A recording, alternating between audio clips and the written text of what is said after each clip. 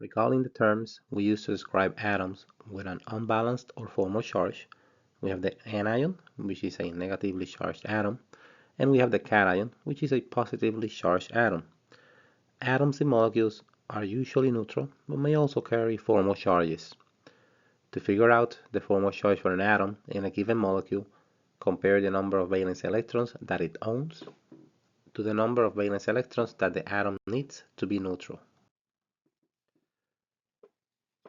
Consider the formal charge on the atoms in the structure below and determine if any of the atoms should have a formal charge. When you look at oxygen, for instance, oxygen owns 6 valence electrons, yet it contains 7. This 6 right here as lone pairs, and then this one being shared with carbon. That would mean that that oxygen contains a -1 formal charge because it has 1 extra electron when compared against the number of electrons that it should have. If you look at carbon, carbon has 4 compared to the number of valence electrons that it has on the periodic table, group 4a, then it has a 0 or neutral formal charge. Same is true for the hydrogens.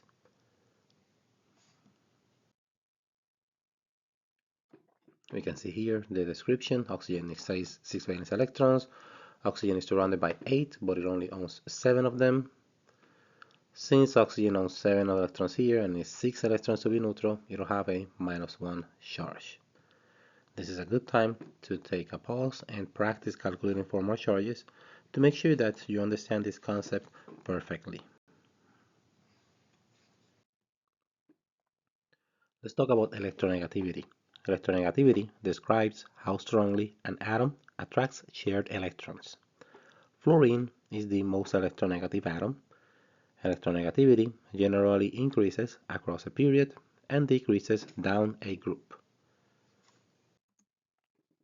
There are 3 major bond types: covalent, polar covalent, and ionic bonds. The difference depends on the electronegativity difference between the atoms involved in a given bond. You can see here some examples: carbon-carbon, carbon-hydrogen.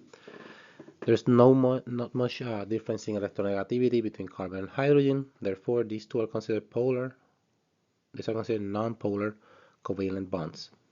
Carbon-oxygen, there is a slight difference. It is considered a polar covalent.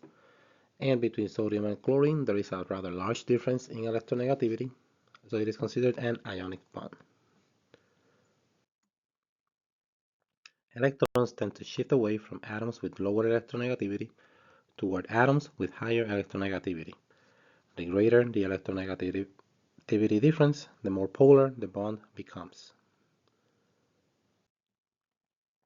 Some bonds can be represented as either highly polar covalent or partially ionic. Electronegativity has values and should therefore be treated as useful guidelines rather than absolute rules. When we're reading bond-line structures, Lewis becomes impractical, especially when you have molecules like the ones we see here, really large molecules. So instead we use the bond-line structure instead of the Lewis structure. Simply making the notation that we tend to use here, as you can see, we have the Lewis structure, we make it into the bond line. You can see a lot of the clutter that you would see in this molecule sort of goes away. One of the big things about the bond line structure that moves away from the Lewis structure is that carbon atoms are not explicitly shown, they're implicitly shown. Every time you have a little bit of an angle, you change the line, there is a carbon atom. You can see carbon atoms here, a double bond, single bond, etc. Everything that is not carbon has to be explicitly written, such as your nitrogens, oxygen and sulfur and oxygen. And here, for instance, I will have a carbon atom. I am assuming that carbon will form 4 bonds because we discussed this earlier. And if carbon has only 1 bond here to another carbon, it will be missing 3 bonds. All of those bonds that it will be technically missing, they're really not missing, they're bound to hydrogen. That's one of the assumptions that we have in the bond line structure model. Bond line structures are drawn in a zigzag format where each corner or endpoint represents a carbon atom. Double bonds are shown with 2 lines and triple bonds are shown with 3 lines. I have some examples here. Hydrogens attached to carbon are not shown in bond-like structure, as I mentioned earlier. Instead, we assume each carbon possesses enough hydrogens to complete 4 bonds. This is a big assumption, super important that we keep it in mind, since in organic chemistry it is critical that we don't assume more than 4 bonds to any given carbon atom.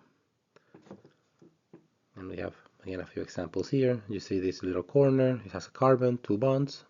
You see the translation here. It will have 2 hydrogens, as presumably. Now, looking at atomic orbitals, again, this is just a general chemistry review. In the 1920s, when quantum mechanics was developed, it was established as a theory to explain the wave properties of electrons. As you guys know, electrons have both particle and wave-like properties, and quantum mechanics does a really good job of describing the wave side of that description. We have here a few examples of s orbital right here on the left, and then your p orbitals. Electron density, which is a term that we use in quantum mechanics. It refers to the probability of finding an electron within a given orbital.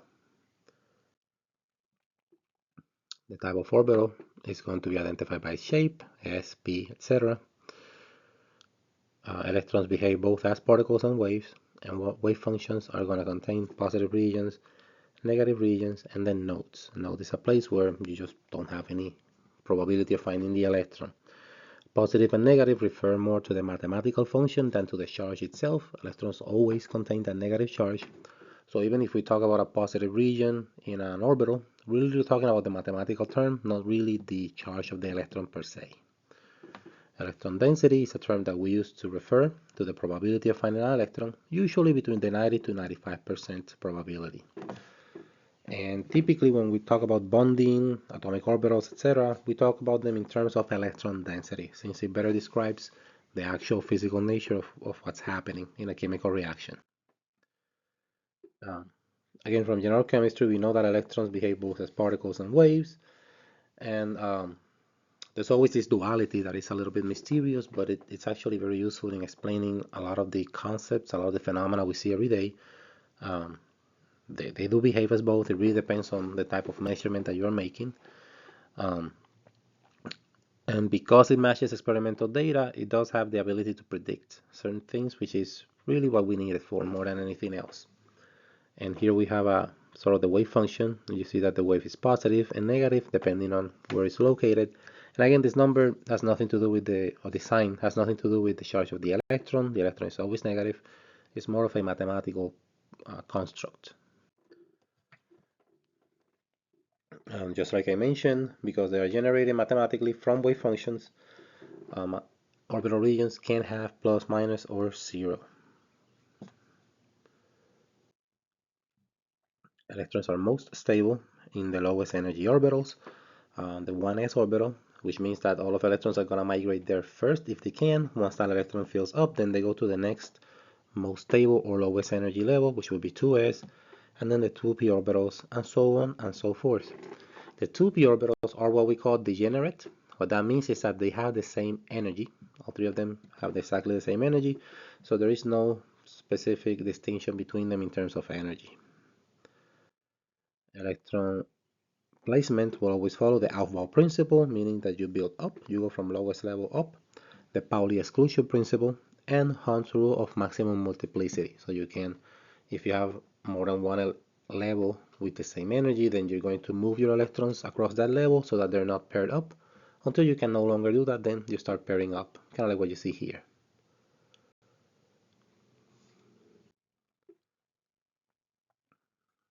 Now when atomic orbitals overlap, that's when bonding starts happening. That's when we see a chemical bond forming.